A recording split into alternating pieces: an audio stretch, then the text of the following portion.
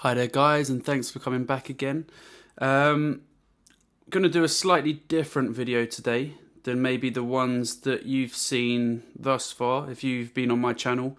If those of you who haven't been on the channel, please subscribe, like the videos. They show up in search engines more that way. And the topic for this one is what now for Great Britain after the Brexit?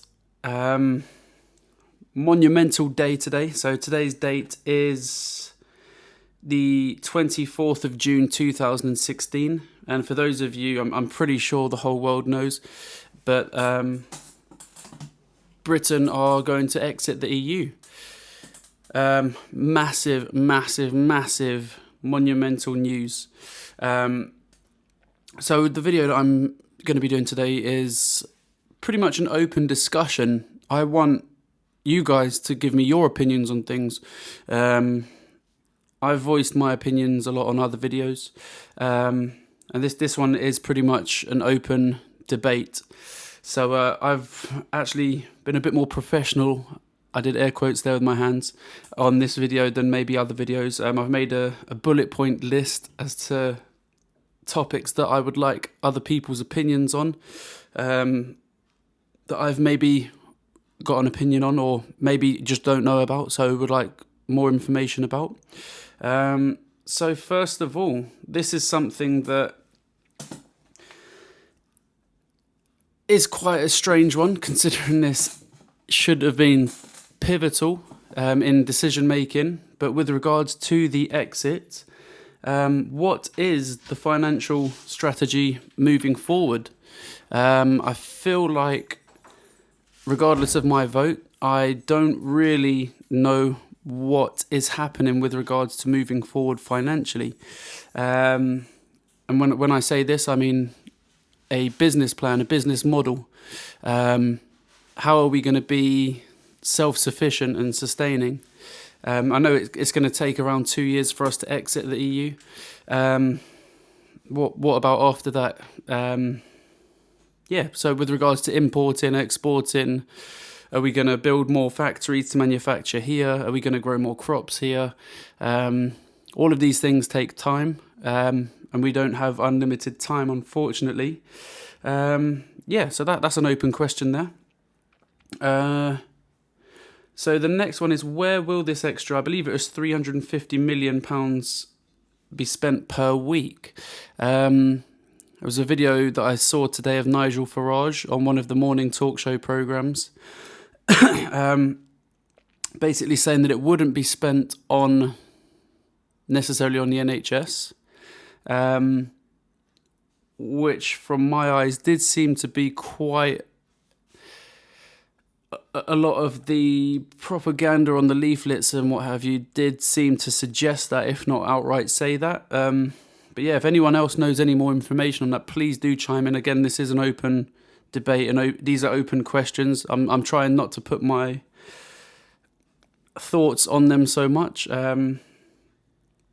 So this is a very, very interesting one that not a lot of people on my Facebook or friends or family are necessarily talking about, but this is something that maybe with my suspicious, air quote, critical thinking mind, struck me pretty much as soon as I woke up this morning. I was very surprised that we did exit. What if, now this is just throwing it out there, what if this is part of a greater plan? What if this was the plan all along? Again, if a lot of people say that migration was one of the biggest decision factors for a lot of people, the media, in my eyes, for many, many years now, has been trying to cause race wars. Maybe that was a turning factor for a lot of people. But if that is the case, now I would imagine that the government would work with military strategists and also psychologists that work in a kind of economical fashion. So the psychologist would effectively say to them, okay, if you did this, this and this, these would be the likely outcomes. What if they knew that we were going to vote out, because of everything that we've been fed in the years up to this. And what if it's... I mean, I've thought of different angles of this. What if it is a bluff to the EU, where it looks like, okay, we're leaving, but in reality, we want you to kind of entice us in with maybe a better deal, or we'll stay if there's a better deal. And that might sound far-fetched. However, when you think about it, I read online today that there is a petition for a referendum, effectively, which already has over 100,000 signatures when I last checked on there. That's probably gone up, considering it was crashing every few seconds. Apparently there was a statistic that every 6 seconds 1,000 signatures were going on there, which opens two questions. Will we have a referendum? And also, what does that actually mean for democracy? If a majority votes one thing and the minority doesn't agree with it, does that mean that democracy doesn't exist if you can just kind of re-ask the same questions? Please give me your thoughts and views on that. I've had a very tumultuous day, to put it that way, with regards to my views on the subject. And with regards to that, so just going back to the potential of renegotiating with the EU, could it even be detrimental to that, to us? Could certain individuals benefit from this? Could we get let's just say we were, to the whole nation, it looked like we did exit. Then down the line, let's say 2 weeks from now, little things happen along the way, and then on the news it's portrayed as, see, air quote, I told you so, kind of situations. Get people that did vote leave to doubt themselves and be like, oh, actually, yeah, maybe I did make the wrong decision. Maybe this wouldn't have happened if I stayed in.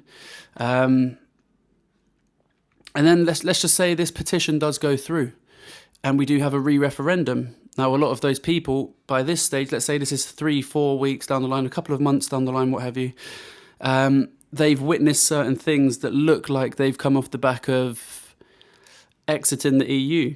Now, all of a sudden, a lot more people are going to vote to remain in the EU. So is this part of a grand plan? Let's just say they do remain in the EU after this referendum. What does that mean for renegotiation of contracts? Does that mean you'll get the same contracts you had before? Will the EU effectively be in a stronger position for this? Again, you give me your thoughts, guys. This is something that, again, is open questions, food for thought.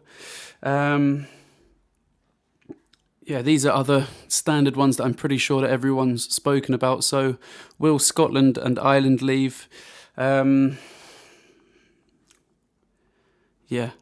You let me know what you think of that situation. And something that I think would have swayed, potentially, not necessarily swayed, but would have given people a more educated vote. What really are the figures of the incomings and outgoings? What are the United Kingdom paying into the EU, and what are the United Kingdom getting back from it? Because the figures I saw don't match up with other figures that other people have seen. And I feel like because of this £350 million outgoing that was part of the Vote Leave campaign, I didn't really see anything on the Remain campaign that counteracted that or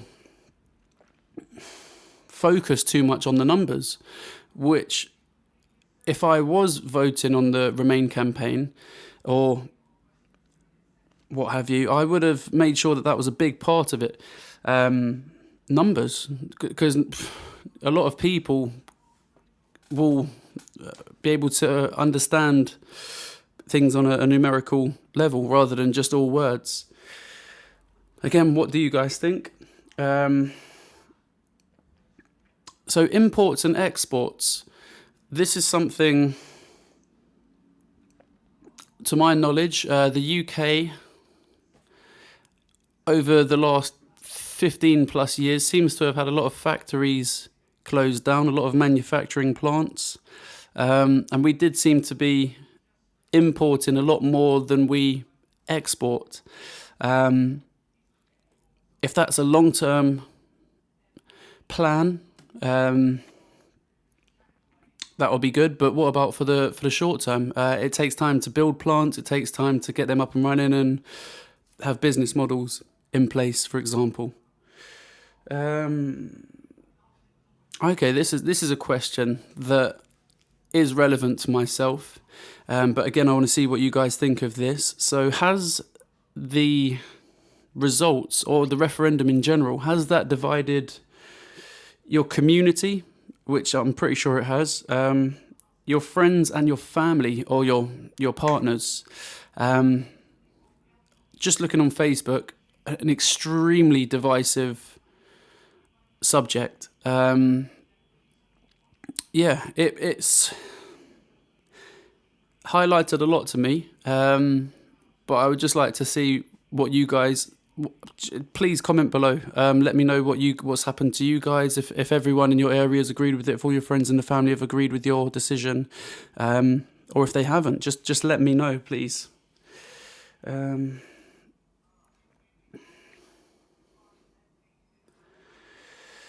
I think that is it, guys. So I've looked at my list again, trying to be more professional now.